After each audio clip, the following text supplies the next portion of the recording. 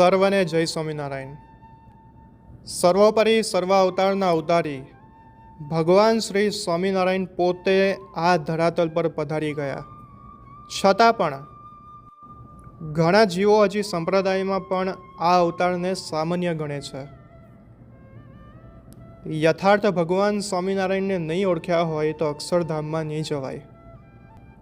અને આ વાત એટલી ગહન છે અને દિવ્ય છે કે અક્ષરધામમાં જવું હોય તો આ વાત સમજ્યા પછી જ જવાશે. શ્રીજી મહારાજે આજ્ઞા કરતાં પણ પોતાની સ્વરૂપનિષ્ઠા ઉપાસના ઉપર ઘણો ભાર મૂક્યો છે.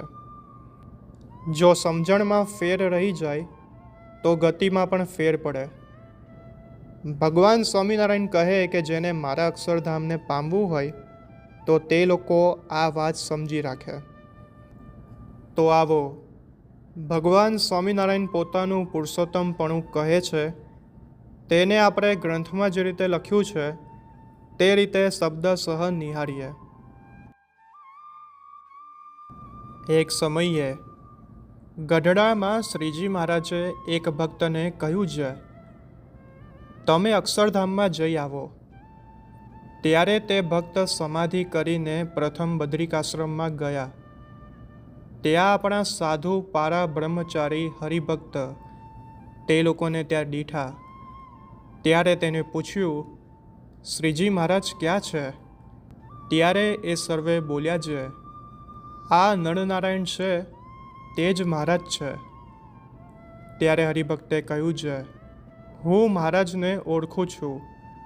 પછી ત્યાંથી દર્શન કરીને શ્વેતદીપમાં ગયો. ત્યાં પણ આપણા સાધુ બ્રહ્મચારી હતા. તેને કહ્યું છે, શ્રીજી મહારાજ ક્યાં છે? ત્યારે તે બોલ્યા છે, વાસુદેવ છે તે જ મહારાજ છે. ત્યારે તેણે કહ્યું છે, હું મહારાજને ઓળખું છું. પછી ત્યાંથી વૈકુંઠમાં ગયો. ત્યારે ત્યાં પણ આપણા સાધુ આદિક દીઠા. ત્યારે તેને કહ્યું છે, શ્રીજી મહારાજ ક્યાં છે? ત્યારે તેમણે કહ્યું છે, આ લક્ષ્મીનારાયણ છે તે જ મહારાજ છે. ત્યારે તેને કહ્યું છે, હું મહારાજને ઓળખું છું. પછી ત્યાંથી તે ભક્ત ગોલોકમાં ગયો. ત્યારે ત્યાં પણ આપણા સાધુ આદિકને દીઠા.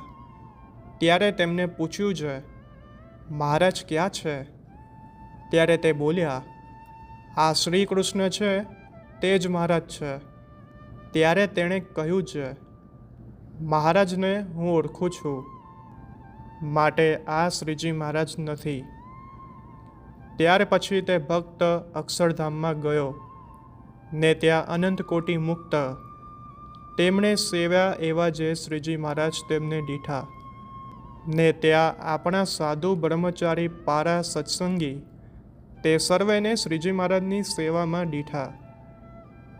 ત્યાર પછી તે ભક્તને શ્રીજી મહારાજે પૂછ્યું છે, કયા કયા ધામ જોતા આવ્યા?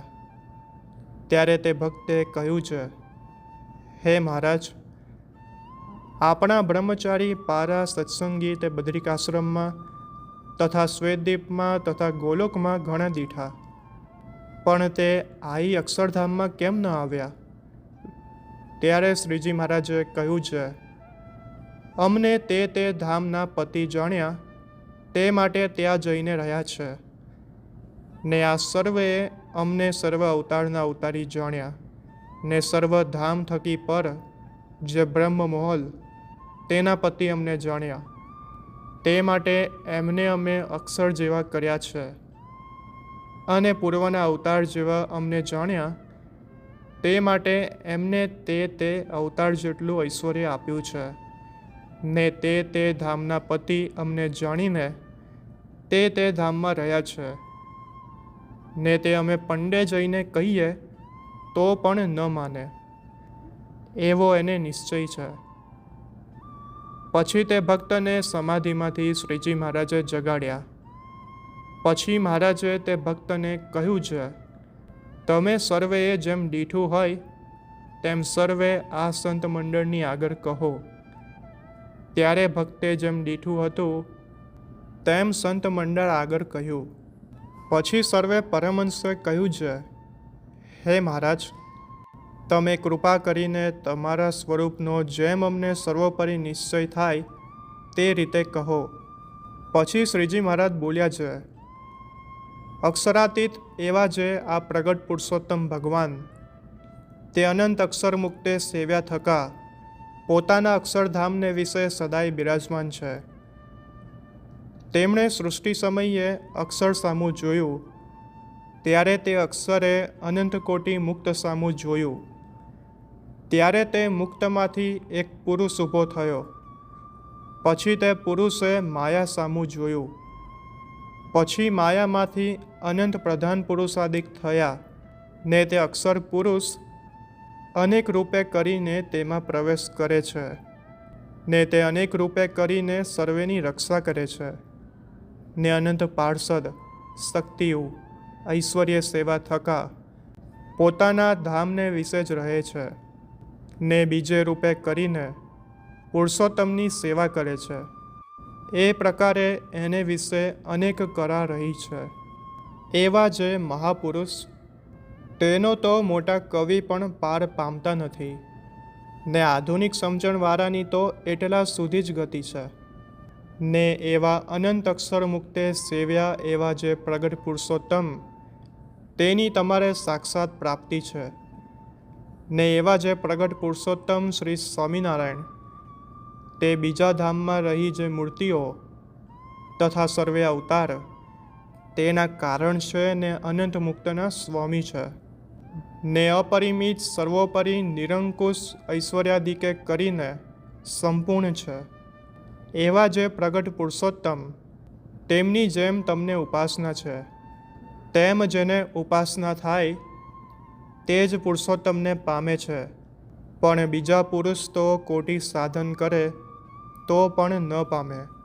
ને અક્ષરાદિક સર્વ થકી પર ને અદ્વૈત મૂર્તિ એવા પ્રગટ પુરુષોત્તમને વિશે ને બીજા વિભૂતિ અવતારને વિશે કેમ ભેદ છે? તો તીરને તીરનો નાખનારો તથા ચક્રવર્તી રાજા અને ખંડિયા રાજામાં ભેદ છે ને જેમ સૂર્ય અને સૂર્યના મંડળમાં ભેદ છે ને જેમ ચંદ્રમાં અને તારામાં ભેદ છે તેમ આ પ્રગટ પુરુષોત્તમમાં ને બીજા રામકૃષ્ણાદિક અવતારમાં ભેદ છે. એવી રીતે આ પ્રગટ પુરુષોત્તમને સર્વોપરી જાણવા એ સર્વે સત્પુરુષ ને સર્વ શાસ્ત્રનો પરમ રહસ્ય અભિપ્રાય છે. એવા જે પ્રગટ હરિકૃષ્ણ પુરુષોત્તમ તેની દ્રઢ ઉપાસના કરવી એ અવશ્ય કરવાનું છે. ને અનંત એવું જે અક્ષરધામ ને અનંત કોટી અક્ષર મુક્ત ને અક્ષરધામની અનંત દિવ્ય સમૃદ્ધિ ને અનંત વિભૂતિઓ ને અનંત માયા સબલિત બ્રહ્મ એ સર્વે પુરુષોત્તમનું શરીર છે.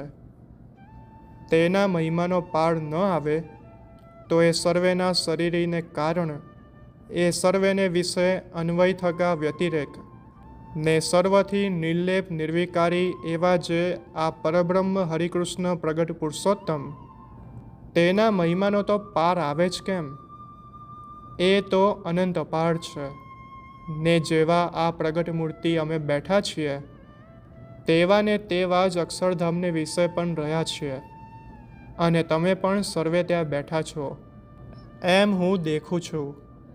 ને જે આ સત્સંગમાં યોગ સમાધિવાળા છે તે પણ દેખે છે. પણ આ વાત તમારા સમજવામાં પરિપૂર્ણ આવતી નથી.